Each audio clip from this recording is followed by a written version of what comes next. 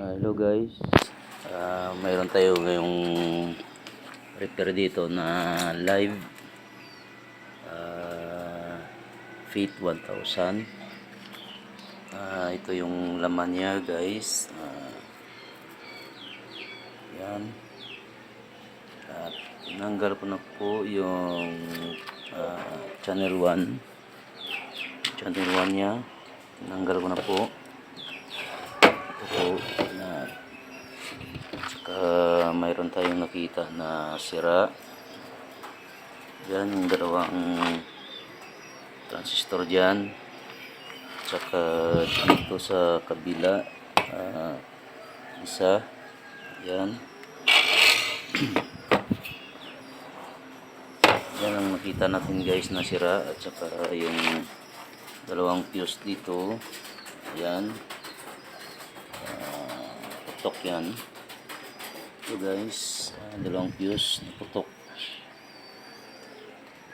Tapos yan yung channel 2, okay yan guys, walang problema yan. Ito lang yung channel 1 na nagpo-protect siya guys. Tapos mayroon tayong nakuha na tatlong transistor yan guys. Dalawang transistor yan, sira yan guys.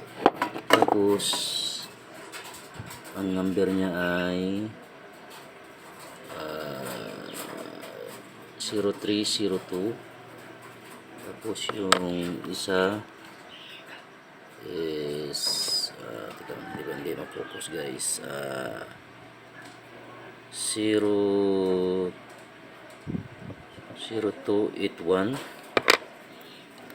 yan yung dalawang sira guys. Paano natin malaman na sira? So ito na guys, dito naman natin malalaman kung sira o hindi yung power transistor. Tester mo lang ng ganyan, yan, gumalaw dito, gumalaw, baliktarin mo, gumagalaw. Yan guys, tingnan nyo, gumagalaw lahat. Ibig sabihin sira na yung transistor na yan. Yan. Tapos ito pa yung isa, ito yung isa, test natin.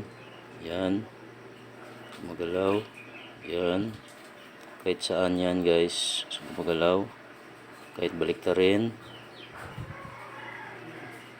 So ibig sabihin sira na yung dalawang transistor na yan.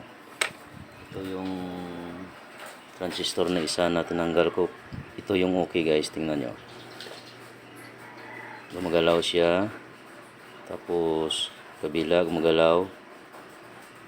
Kapag binaliktad natin yan, walang galaw yan, walang reading yan guys. So tingnan nyo, yan, yan, yan, yan, diba wala. Pag ginano natin, gumagalaw siya. Pag binaliktad, hindi. So ibig sabihin okay yung transistor na ito. Yan, gumagalaw, baliktarin, wala. So yan lang guys. Tsaka paki-support na rin ang munting channel natin. Tsaka baka marami pa tayong video na i-upload kasi wala na tayong trabaho ngayon. So ito na yung hanap buhay ko guys. Paki-subscribe naman po. At maraming salamat po sa panonood. Update na lang po ako sa susunod na video pag natapos ko na ito. Yan guys. Maraming salamat po.